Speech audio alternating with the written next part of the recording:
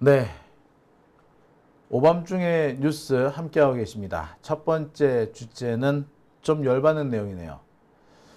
자, 조금 전에 한덕수의 구속영장이 기각됐습니다. 나 진짜 이거 뭐 글쎄 이게 맞는 얘기? 아니 도대체 이해가 안 되네요. 그죠? 정말 이해가 안 됩니다. 이게 판결이, 참, 역시 판사들, 엿장수 마음대로라더니, 엿장수 마음대로 돌아가는 게 대한민국 법원 같습니다. 조금 전에 나온 기사입니다. 자, 이게 한덕수 영장 기각, 법원은 법적으로 다툴 여지가 있다 라고 말했다고 합니다. 법적으로 다툴 여지가 있다? 참네. 이게 말이나 되는 소리인지 모르겠습니다. 내란 역적한테 법적으로 다툴 여지가 있다. 법적으로 다툴 여지가 있다. 한덕수가 계엄에 가담했다. 혹은 계엄의 방조범이다라는 특검의 주장과 전혀 다른 판단을 한 것 같죠. 온 국민이 한덕수는 내란에 동조했다. 그 내란 동조한 것을 숨기기 위해서 대통령에 출마했다라고 하고 있는데 판사들의 생각은 다른 것 같습니다. 자, 특히 오늘 영장실질심사에서 특검은 한덕수의 지금까지 행적에 대해서 낱낱이 고발하는 내용을 포함시켰습니다. 한덕수는 지금까지 자신이 계엄에 반대했다라고 주장을 해왔어요. 한덕수의 이 같은 주장을 받아들여서 검찰 계엄 특수단에서는, 그러니까 박세현이죠. 박세현 계엄 특수단에서는 한덕수를 비롯한 모든 국무위원들을 무혐의 처분하려고 했었습니다. 잘못이 없다는 거죠. 그러니까 내란에 가담하지 않았다는 겁니다. 근데 그 뒤에 수사해 본 결과 이상민도 내란에 가담했고 한덕수도 내란에 가담했고 국정원장도 내란 가담 의심을 받고 있죠. 그 밖에 법제처장도 법무부 장관도 가담 의혹이 속속 드러나고 있습니다. 자, 아무튼 한덕수는 계엄에 반대했다라고 했는데 온 국민이 보는 앞에서 국회 본회의장에서 지는 계엄 반대했다라고 뻔뻔스럽게 말했는데 그것이 거짓말이었다고 합니다. 그렇다면은 한덕수는 숨 쉬는 것만 빼고는 다 거짓말이다 라고밖에 볼 수 없을 것 같습니다. 그리고 그는 온 국민이 보는 앞에서도 자신의 안위를 위해서 얼마든지 거짓말을 할 수 있는 자라는 거죠. 공직자? 아니 이런 자가 무슨 공직자입니까? 아니 무슨 이런 자가 국무총리란 말입니까? 국무총리 자리에 앉아 있었죠. 아찔합니다. 아찔해. 대한민국을 이런 놈들이 좌지우지하고 있다니 지금까지 나라가 안 망한 것은 오로지 우리 국민들의 노력 때문이 아니었을까라는 생각도 불끈 듭니다. 우리 국민들이 조금만 역량이 적었다면, 우리 국민들이 조금만 대한민국 나라에 관심이 없었다면 이놈들이 나라를 다 말아먹지 않았겠느냐, 어딘가 팔아먹어도 팔아먹지 않았을까, 그런 걱정, 그런 생각이 듭니다. 오늘 제가 준비한 첫 번째 주제, 특검의 영장 청구서, 한덕수는 계엄에 반대하지 않았다. 거짓말 아닌 것이 없는 한덕수.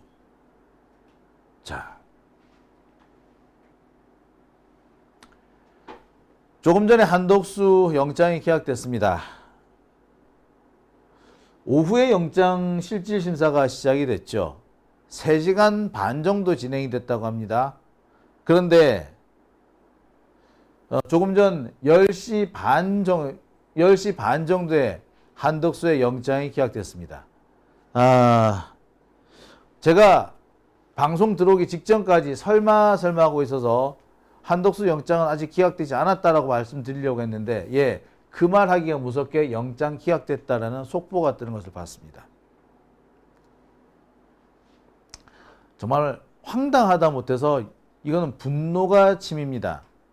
한덕수는요, 지금까지 계속 거짓말을 했습니다. 특히 국회에 나와서 거짓말을 밥 먹듯이 했어요. 그런데 국회에서 거짓말한 것이 아무것도 아니란 건가요? 국회는요, 국민의 대표들이 모이는 곳입니다. 저는 늘 그렇게 얘기합니다. 대한민국 정부의 본질은 대통령이 아니라 대한민국 정부의 본질은 국회라고요. 국민들의 뜻이 거기로 모이고, 그래서 바로 그 국회를 기반으로 해서 대한민국이 운영되는 겁니다. 행정부요, 정부는 집행기관입니다. 집행기관. 집행을 하려면 뭐가 있어야 됩니까? 의사결정이 있어야 되겠죠. 의사결정을 누가 합니까? 예, 그게 국회가 하는 거예요. 따라서 국회가 대한민국 정부의 본질입니다. 그런데 그 본질적인 곳에 와가지고 국무총리라는 새끼가 거짓말을 나불거렸는데 이게 구속사유가 아니란 말인가요? 그래서 판사 새끼, 미친 새끼 아니야 저거? 판사는요, 지 앞에서 피의자나 지 앞에서 피고인이 거짓말하면은 가차없이 구속 때리지 않습니까? 지 앞에서 거짓말하는 건 안 되고 국민들 앞에서 거짓말하는 건 된단 말인가요? 야, 판사 니들 잘났다. 니들이 국민들 머리 꼭대기에 있네. 왔다. 잘났네. 잘났어. 안 그렇습니까, 여러분? 판사 앞에서 거짓말하면 가차없이 감옥이잖아. 근데 왜 온 국민 앞에서 거짓말했는데 그게 왜 감옥에 갈 내용이 아니란 건가요? 와, 판사들 잘났다. 그래, 니 똥 굵다. 아우 씨. 야. 자, 한덕수는요, 오늘 영장실질심사에서도 거짓말을 입에 달고 살았습니다. 계엄 선포문 지가 어떻게 받았는지 모른대. 정말 기억이 안 난대. 아니, 계엄 선포문을 보면서 심각하게 논의하고 옆에 사람하고 의논하고 그게 CCTV에 다 찍혔는데, 아, 정말 기억이 없어요. 지랄하고 자빠졌네. 자, 그런데 판사는 그래, 기억 안 날 수도 있지 하면서 영장을 기각시켜 준 겁니다. 뭐야 이거? 한덕수가 나쁜 놈인가요? 판사가 나쁜 놈인가요? 도대체 어느 놈이 더 나쁜 놈인지, 이거 뭐 경쟁을 하는 건지 뭐 경진대회를 하는 건지 모르겠습니다. 한덕수는 도대체 뭐라고 했느냐? CCTV에 지가 그 계엄 포고문을 보고 있는 게 나왔잖아요. 그 CCTV가 나와 있는데도 한덕수는 뭐라고 얘기했냐? 아, 그래. 본 건 맞는 것 같아. 근데 기억은 안 나. 본 건 맞는데 기억이 안 나. 뭔데 이거? 자, 지금까지 이딴 식으로 거짓말하는 사람들은 다 감옥 갔습니다. 거짓말인지 아닌지 알 수도 없죠. 아니, 진짜로 안 나올 수도 있으니까. 하지만 이런 식으로 변명하는 사람은 다 감옥 갔어요. 그런데 한덕수는 감옥에 안 갔네. 왜? 죄질로 따지자면 한덕수가 더 심각한 거 아닌가요? 근데 왜 한덕수는 빠져나가죠? 저는 이게 김앤장의 힘이라고 봅니다. 한덕수, 김앤장에 엄청난 이득을 벌어다 줬습니다. 김앤장 같은 데는요, 국내 사건 잘 안 해요. 국내 사건도 뭐 삼성 이런 사건들이나 하지, 초대기업들 사건이지 국내 사건들 잘 안 합니다. 왜? 수임료의 차이가 있거든요. 외국 대기업들이 들어오잖아요. 소위 말하는 글로벌 대기업들이 들어오죠. 그러면 그 글로벌 대기업들의 소송을 대리합니다. 심지어 김앤장에서 가장 자신들의 장기로 내세우는 게 뭔 줄 아십니까? 예, 제도 설계랍니다. 김앤장 쪽 변호사들이 그렇게 얘기를 합니다. 김앤장의 가장 큰 장점은 제도 설계에 있다고. 그 뭡니까? 대기업이 됐든 혹은 외국 기업이 됐든 그들한테 입맛에 맞는 제도를 만들어준다. 한마디로 말하자면 국회나 정부에 대해서 로비를 한다 이겁니다. 그게 김앤장의 최대 장점이에요. 자, 그런데 그 과정에서 엄청난 이득을 남겨준 사람, 뭐 여러 사람이 있겠습니다만 한덕수가 포함되어 있죠. 한덕수는 미국 대사, 뭐 통상 대사 뭐 이런 거 하면서 외국 기업들과 친분이 좀 있었던 것 같아요. 그 외국 기업들이 한덕수를 보고 어디로 왔다? 네, 김앤장에 온 겁니다. 어마어마한 수익이 김앤장에서 났고, 그래서 김앤장이 한덕수에 대해서 각별한 애정을 갖고 있다는 얘기가 있어요. 자, 그래서 한덕수가 이번에 구속이 안 된 건가요? 자, 여기서 우리가 또 짚고 넘어가야지 않을 수 없는 대목이 있습니다. 김앤장 하면 제일 먼저 떠오르는 게 또 누굽니까? 예, 김주현, 윤석열의 민정수석. 제가 내란 수석이란 말을 늘 합니다. 계엄에 직접 가담, 초기 가담은 어땠을지 모르겠으나 계엄의 후속 조치에 관련된 사항은 전부 다 김주현이 관장한 것 같다. 실제로 2차 계엄, 2차 친위 쿠데타는 김주현을 비롯한 검찰 세력이 했는지도 모르겠다. 윤석열이 제일 잘하는 게 군사 쿠데타가 아니라 검찰 쿠데타잖아요. 1차 쿠데타, 군사 쿠데타가 실패하고 난 다음에 검찰을 동원해서 2차 쿠데타를 하려다가 결국 실패로 돌아갔고, 그 2차 쿠데타를 실질적으로 주도한 사람은 김주현이다. 자, 이거 아니었습니까? 근데 이 김주현도 김앤장이지. 자, 여기서 우리는 김앤장 얘기를 안 할 수가 없죠. 이런 얘기 하면 정말 열받습니다. 제가 이렇게 열받을 수밖에 없는 것은 오늘 조금 전에 발표된 영장 기각 사유입니다. 중요한 사실관계 및 피의자의 일련의 행적에 대한 법적 평가와 관련해 다툴 여지가 있다는 점. 다툴 여지가 있다고? 한덕수가 거짓말을 했는데 그게 다툼의 여지가 있다고? 다툼의 여지가 있어요? 미치겠네.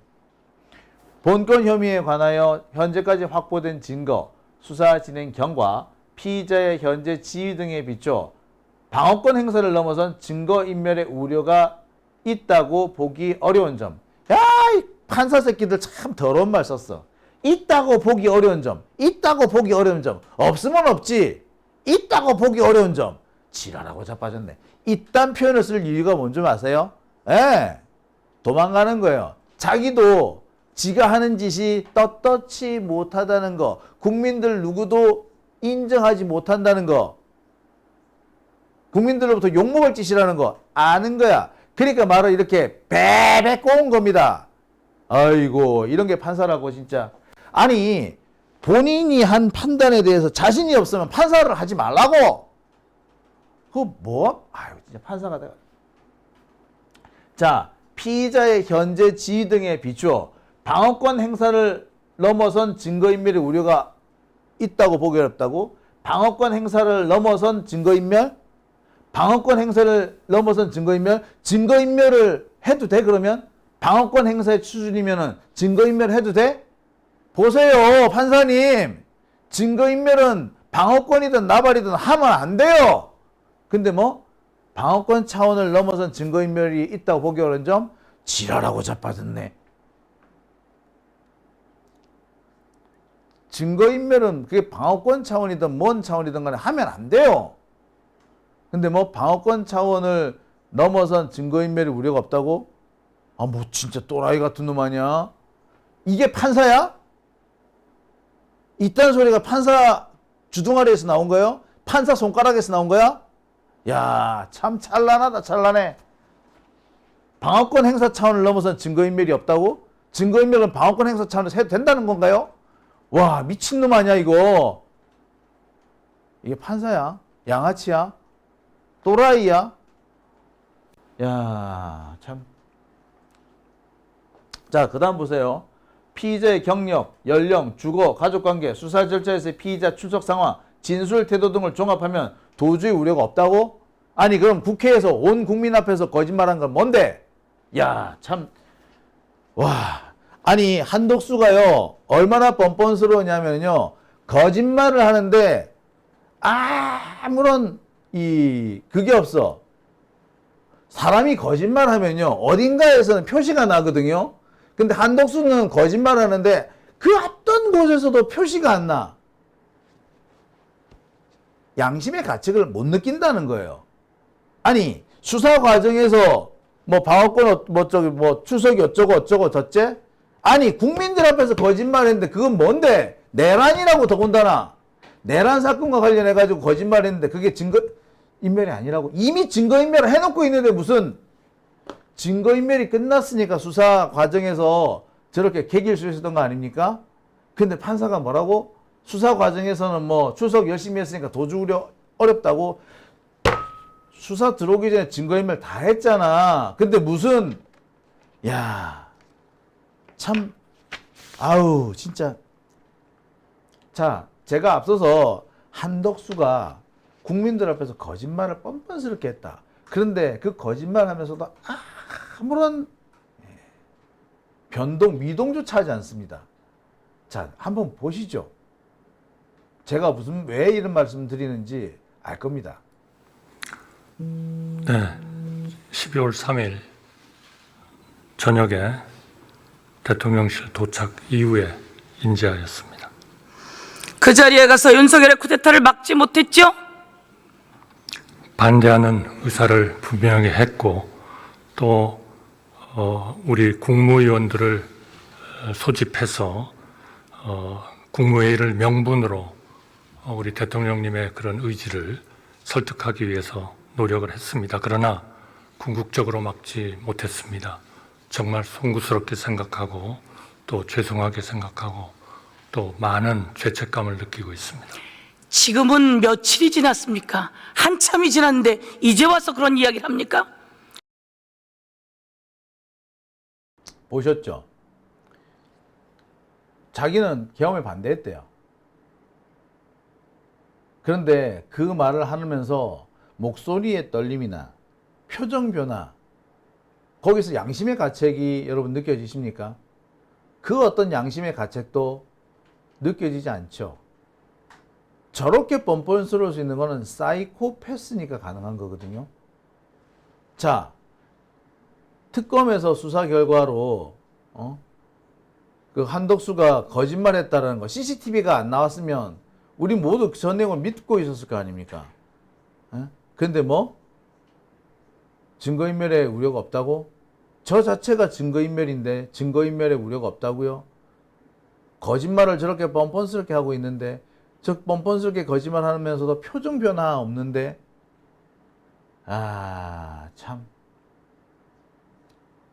참 뭐라고 말 못하겠습니다. 오늘 영장실질심사요 3시간 정도 진행이 됐습니다. 휴정시간, 그러니까 휴식시간까지 포함해서 3시간 25분이니까 실제 러닝타임은 3시간 정도인 것 같습니다.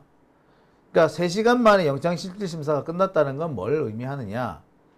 들어오기 전에 이미 다 결론이 내려 있었다는 거죠.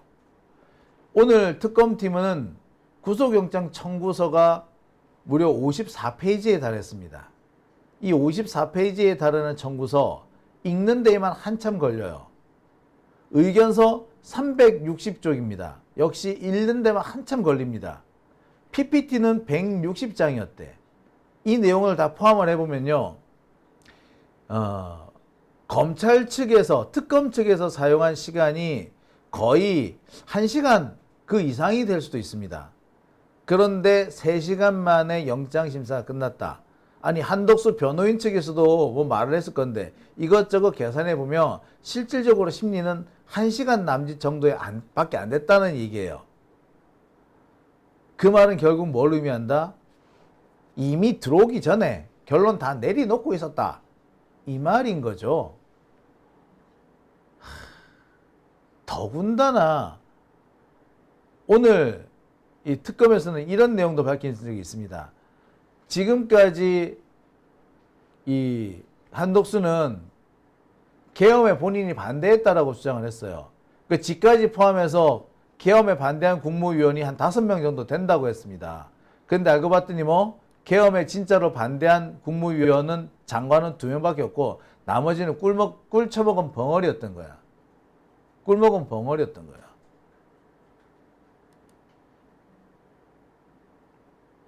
반대 안 했다고. 한덕수 이 새끼부터 반대를 안 했다고. 그러니까 이 한덕수는 국회에서 그동안 거짓말을 했던 겁니다. 국민들 앞에서도 거짓말을 했어요. 국회에서 그렇게 뻔뻔스게 거짓말하면은 법정에서 진술을 신뢰할 수가 없죠. 마지막까지 계속 거짓말을 합니다. 최후까지. 기억이 정말 안 난대. 이 자체가 이미 증거인멸, 도주 우려 있는 거 아닙니까? 심지어 증거를 조작할 우려가 있는 거 아닙니까? 그래서 법조계에서는 한덕수의 구속 가능성이 매우 높다라고 그랬어. 근데 기각이 떡 됐네. 자, 내란 특검도 마찬가지입니다. 자신 있대. 최근까지도 한덕수가 거짓말 하지 않느냐 이거야. 어? 그리고 계엄 과정에서 자신의 역할을 계속 왜곡, 축소, 조작하고 있지 않느냐.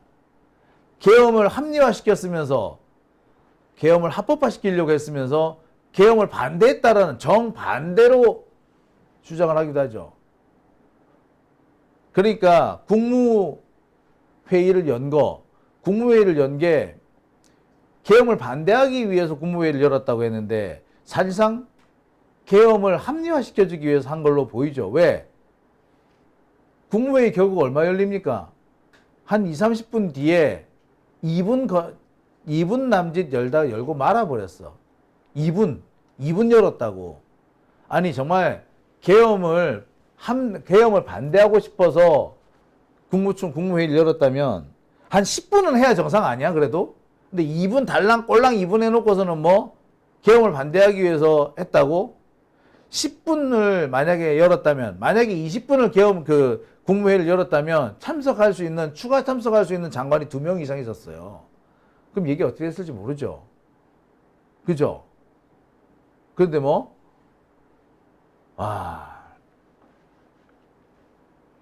자, 거짓말을 밥 먹듯이 했고, 지금도 내란이 동조하고 내란 세력의 실질적인 도움, 그러니까 한덕수는 국무총리 그만둘 때까지, 아니 국무총리 그만두고 나서도 내란 세력을 위해서 모든 걸 다 바쳤지 않았습니까? 내란 세력을 위해서 대통령이 되고자 했던 사람이에요. 그런데 특검 측에서 이번에 영장이 반드시 나올 거다, 자신 있다라고 말한 이유도 여기 있는 겁니다. 한덕수가 그간 했던 행적을 생각해보면 도저히 이 사람은 빠져나갈 구멍이 없는 거야. 근데 빠져나갔네. 왔다. 네, 판사가 누구라고요? 정재욱 판사입니다.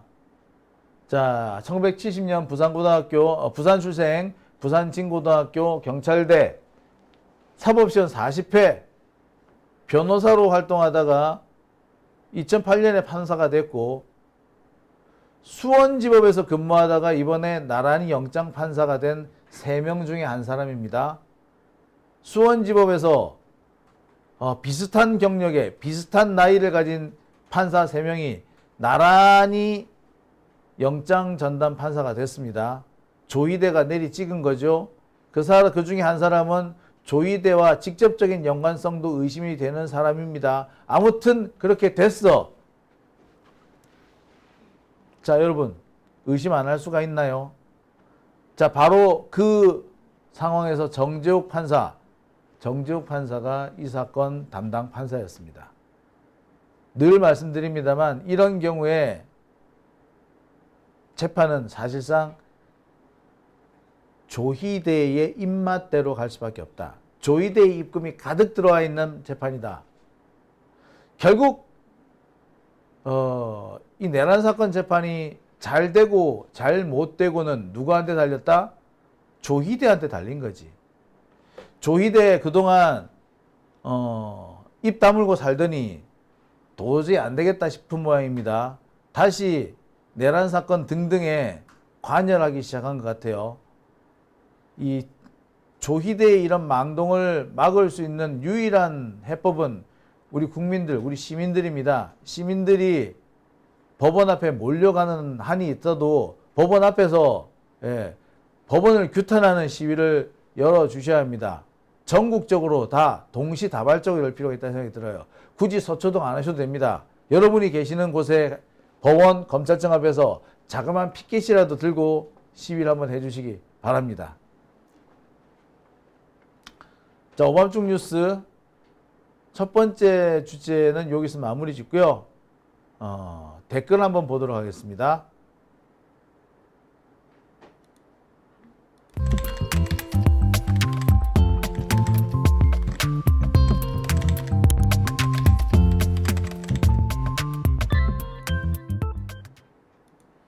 자, 오밤중 뉴스 함께하고 계십니다.